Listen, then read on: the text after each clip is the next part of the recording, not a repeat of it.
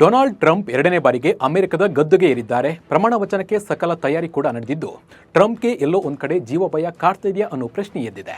Donald Trump ಅವರಿಗೆ ಜೀವಭಯ ಕಾಡ್ತಾ ಇದ್ದು, ಅಮೆರಿಕ ಅಧ್ಯಕ್ಷ ಚುನಾವಣೆ 2024ರ ಪ್ರಚಾರ ಸಭೆಯಲ್ಲಿ ಟ್ರಂಪ್ ಅವರ ಹತ್ಯೆಗೆ ಯತ್ನ ನಡೆದಿತ್ತು. ಇದೆಲ್ಲವನ್ನ ಮೀರಿ ಡೊನಾಲ್ಡ್ ಟ್ರಂಪ್ ಅವರು ಚುನಾವಣೆಯಲ್ಲಿ ಅಖಾಡದಲ್ಲಿ ಗೆದ್ದು ಬೀಗಿದ್ದಾರೆ. ಆದರೆ ಇದೀಗ ಮತ್ತೊಮ್ಮೆ ಹಿಂಸಾಚಾರದ ಭಯ ಆವರಿಸಿದೆ.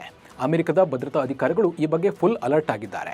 ಡೊನಾಲ್ಡ್ ಟ್ರಂಪ್ ಅವರ ಪದಗ್ರಹಣ ಕಾರ್ಯಕ್ರಮದಲ್ಲಿ ಸಣ್ಣ ತಪ್ಪು ನಡೆಯದಂತೆ ಕ್ರಮ ಕೈಗೊಳ್ಳಲಾಗಿದೆ. ಹಾಗಿದ್ರೆ ಟ್ರಂಪ್ ಪದಗ್ರಹಣಕ್ಕೆ ಏನೆಲ್ಲ ವ್ಯವಸ್ಥೆ ಮಾಡಿಕೊಳ್ಳಲಾಗಿದೆ, ಹೇಗೆ ನಡೆಯುತ್ತೆ ಅನ್ನೋದನ್ನು ಹೇಳ್ತೀನಿ. ನಾನು ನಿಮ್ಮ ಶಿವರಾಜ್ ಬಾಣಂಕಿ. ನೀವು ಸುದ್ದಿಯಾನದ ಸಬ್ಸ್ಕ್ರೈಬರ್ ಆಗೋದನ್ನು ಮರಿಬೇಡಿ.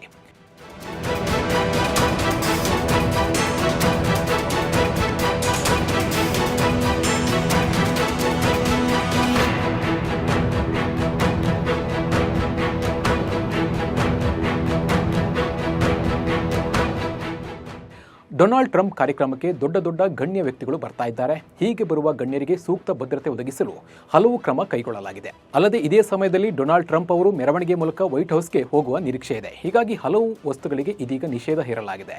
ಡೊನಾಲ್ಡ್ ಟ್ರಂಪ್ ಪದಗ್ರಹಣ ಕಾರ್ಯಕ್ರಮಕ್ಕೆ ಬರುವ ವ್ಯಕ್ತಿಗಳು ಯಾವುದೇ ರೀತಿ ಸ್ಫೋಟಕ ವಸ್ತು ಅಥವಾ ಗನ್ನು, ಬುಲೆಟ್ ತೆಗೆದುಕೊಂಡು ಬರುವಂತೆ ಇಲ್ಲ. ಇದರ ಜೊತೆಗೆ ಚಾಕು, ಮಚ್ಚಿನ ರೀತಿಯ ಚೂಪವಾದ ವಸ್ತುಗಳನ್ನು ಕೂಡ ತೆಗೆದುಕೊಂಡು ಹೋಗುವಂತಿಲ್ಲ.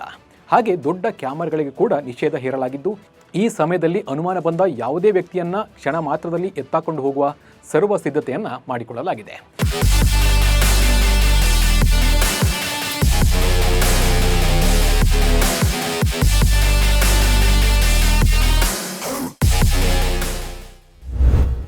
ಜಗತ್ತಿನಾದ್ಯಂತ ಟ್ರಂಪ್ ಸುದ್ದಿಯೇ ಟ್ರೆಂಡ್.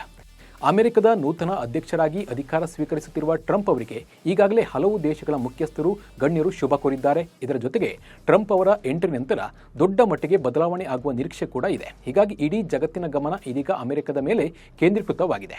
ಹೀಗಾಗಿ ಜಗತ್ತಿನಾದ್ಯಂತ ಟ್ರಂಪ್ ಅವರ ಸುದ್ದಿಯೇ ಟ್ರೆಂಡ್ ಆಗಿದೆ. ಬೈಬಲ್ ಮೇಲೆ ಕೈ ಇಟ್ಟು ಪ್ರಮಾಣ ವಚನ.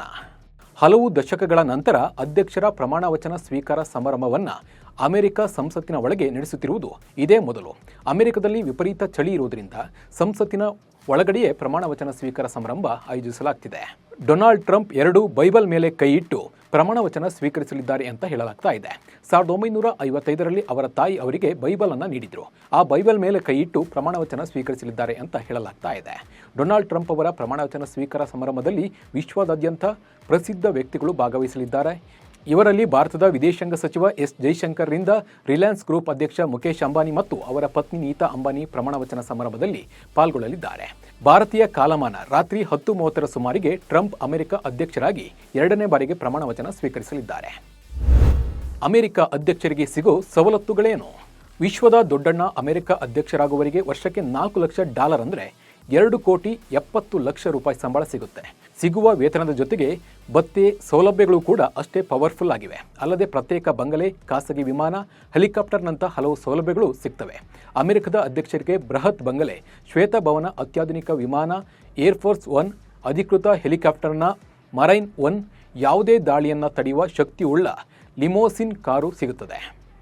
ಜೊತೆಗೆ $19,000 ಮನೋರಂಜನಾ ಭತ್ಯೆ, $50,000 ವೆಚ್ಚ ಭತ್ಯೆ ಹಾಗೂ $1 ಲಕ್ಷ ಸಾರಿಗೆ ಭತ್ಯೆ ದೊರೆಯುತ್ತದೆ. ನಿವೃತ್ತರಾದ ಬಳಿಕ ವಾರ್ಷಿಕ $2 ಲಕ್ಷ ಅಮೆರಿಕ ಪಿಂಚಣಿ ಸಿಗಲಿದೆ. ಅಧ್ಯಕ್ಷರ ನಿಧನದ ನಂತರ ಅವರ ಪತ್ನಿಗೆ $1 ಲಕ್ಷ ಪಿಂಚಣಿ ದೊರೆಯಲಿದೆ. ಅಮೆರಿಕದ ಅಧ್ಯಕ್ಷರು ಯಾವುದೇ ವಿದೇಶ ಪ್ರವಾಸ ಹೋದಾಗ ಲಿಮೋಸಿನ್ ಕಾರು ವಿಶೇಷ ವಿಮಾನದಲ್ಲಿ ಹೋಗುತ್ತೆ. ಈ ಕಾರಿನಲ್ಲಿ ಅವರು ವಿದೇಶದಲ್ಲಿ ಪ್ರಯಾಣ ಮಾಡ್ತಾರೆ. ಟ್ರಂಪ್ನಿಂದ ಭಾರತಕ್ಕೇನು ಲಾಭ? ಇನ್ನು ಪದಗ್ರಹಣದ ಬಳಿಕ ಅವರು ತೆಗೆದುಕೊಳ್ಳುವ ನಿರ್ಣಯಗಳ ಮೇಲೆ ಜಗತ್ತಿನ ಕಣ್ಣು ನಿಟ್ಟಿದೆ. ಟ್ರಂಪ್ ನಿರ್ಣಯಗಳು ಹಲವು ದೇಶಗಳ ಮೇಲೆ ನೇರ ಪರಿಣಾಮ ಬೀರುವ ಸಾಧ್ಯತೆ ಇದೆ. ಟ್ರಂಪ್ ಎರಡನೇ ಬಾರಿಗೆ ಅಧ್ಯಕ್ಷರಾಗುತ್ತಿರುವ ವೇಳೆಯಲ್ಲೇ ಭಾರತ ಮತ್ತು ಅಮೆರಿಕ ನಡುವಿನ ಸಂಬಂಧಗಳ ಮೇಲೂ ಪ್ರಭಾವ ಉಂಟಾಗಲಿದೆ. ಭಾರತದ ಮುಂದೆ ಅವಕಾಶಗಳು ಮತ್ತು ಸವಾಲುಗಳು ಇದ್ದು, ಇದರ ಸಮರ್ಥ ನಿರ್ವಹಣೆಯು ಆಧಾರದಲ್ಲಿ ಭಾರತ ಮತ್ತು ಅಮೆರಿಕ ಬಾಂಧವ್ಯ ವೃದ್ಧಿಯಾಗಲಿದೆ. ಭಾರತ ಇತ್ತೀಚಿನ ವರ್ಷಗಳಲ್ಲಿ ತನ್ನ ರಕ್ಷಣಾ ಅಗತ್ಯಗಳಿಗೆ ರಷ್ಯಾ ಮೇಲಿನ ಅವಲಂಬನೆಯನ್ನು ಕಡಿಮೆ ಮಾಡಿ ಅಮೆರಿಕದೊಂದಿಗೆ ಹೆಚ್ಚಿನ ರಕ್ಷಣಾ ಒಪ್ಪಂದವನ್ನು ಮಾಡಿಕೊಂಡಿದೆ. ಜೋ ಬೈಡನ್ ಅವಧಿಯಲ್ಲೂ ಹಲವು ರಕ್ಷಣಾ ಒಪ್ಪಂದಗಳು ಏರ್ಪಟ್ಟಿದ್ವು. ಟ್ರಂಪ್ ನ್ಯಾಟೋ ಕಡೆಗೆ ಹೆಚ್ಚು ಒಲವು ಹೊಂದಿದ್ರೂ ಇಂಡೋ ಪೆಸಿಫಿಕ್ ಪ್ರದೇಶಗಳಲ್ಲಿ ಚೀನಾ ಪ್ರಭಾವವನ್ನು ಕಡಿಮೆ ಮಾಡಲು ಭಾರತದೊಂದಿಗೆ ರಕ್ಷಣಾ ಒಪ್ಪಂದಗಳನ್ನು ಮುಂದುವರಿಸುವ ನಿರೀಕ್ಷೆ ಇದೆ.